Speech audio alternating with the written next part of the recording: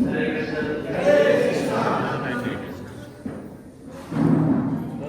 आप सब मिलके जो है यहाँ के बारे में आपको थोड़ा बताऊं।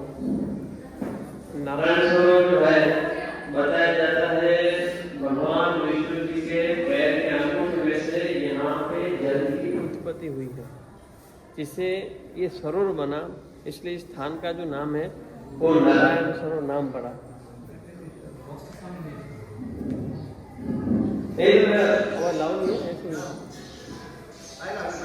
नारायण सरोवर पड़ा।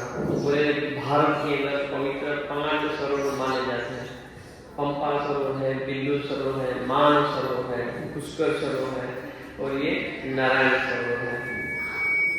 यहाँ पे चारों तरफ समुद्र आया हुआ है और बीच में लिखा पानी का सरोवर, नारायण सरोवर की पवित्रता मानी जाती है। सरोवर को समुद्र होने के बाद में सरोवर का जो जल है वो मीठा अच्छा है। यहाँ पे भागवत और शिव पुराण के अंदर भी नारायण सरोवर का महिमा बताया है।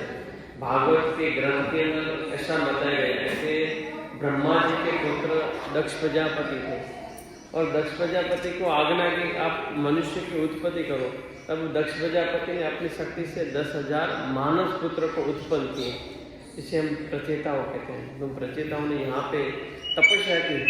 तपस्या करने के बाद उन्हीं को प्रेरणा हुई, यहाँ पे उन्होंने जप किया, तप किया, उन्हीं को ज्ञान प्राप्त हुआ। ज्ञान प्राप्त होने के बाद पूरे भारत के अंदर यहीं से परिभ्रमण मनुष्य की उत्पत्ति नारायण सरोवर में हुई। इसका दृष्टांत भागवत और शिव पुराण में बताया है। ब्रह्मा जी ने कहा जहाँ से उत्पत्ति हुई वही मनुष्य को मोक्ष मिलना चाहिए। इसलिए जो पितृदान का होता है, पितृ कार्य का होता है, तो यहाँ भी पितृ कार्य होता है, यहाँ से पितृ को मोक्ष मिलता है। तो मोक्ष का भी द्वार दिया गया है। शास्त्रों में महिमा है नारायण सरोवर का, क्योंकि विष्णु जी का बनाया हुआ सरोवर माना जाता है और विष्णु जी यहाँ पे जल स्वरूप में विराजमान है। जैसे स्नान का महिमा है, स्नान हो तो माथे पे पानी चढ़ा के सर्विस में यात्रा को यहाँ पे घूमने जाते हैं। यहाँ पे कच्छ के जो लोग चारधाम की यात्रा करते हैं, छत्तीसगढ़ यात्रा करने के बाद इस नारायण सरोवर की यात्रा करते हैं, क्योंकि यात्रा का जो फल है प्राप्त यहाँ पे होते हैं।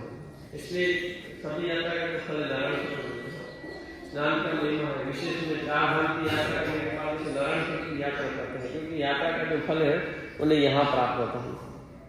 इस मंदिर के बारे में थोड़ा मैं बताऊं तो यहाँ की कच्छ की महारानी थी जो दर्शन के लिए द्वारिका गई थी।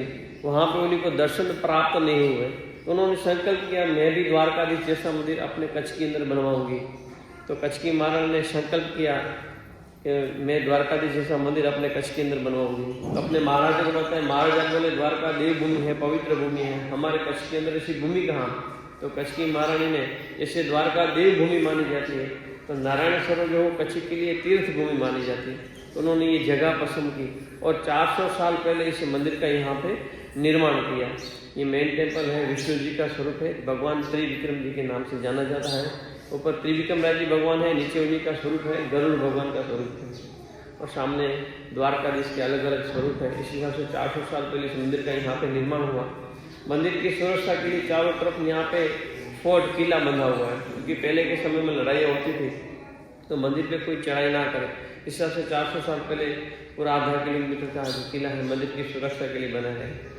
इस हिसाब से लोग यहाँ पे दर्शन के लिए, चित्रकारी के लिए और स्नान के लिए इस स्थान का विशेष महत्व है। यहाँ का इतिहास द्वारकाधीश और नारायण ये त्रिविक्रम राय जी नारायण भगवान बोले त्रिकम राय भगवान द्वारिकाधीश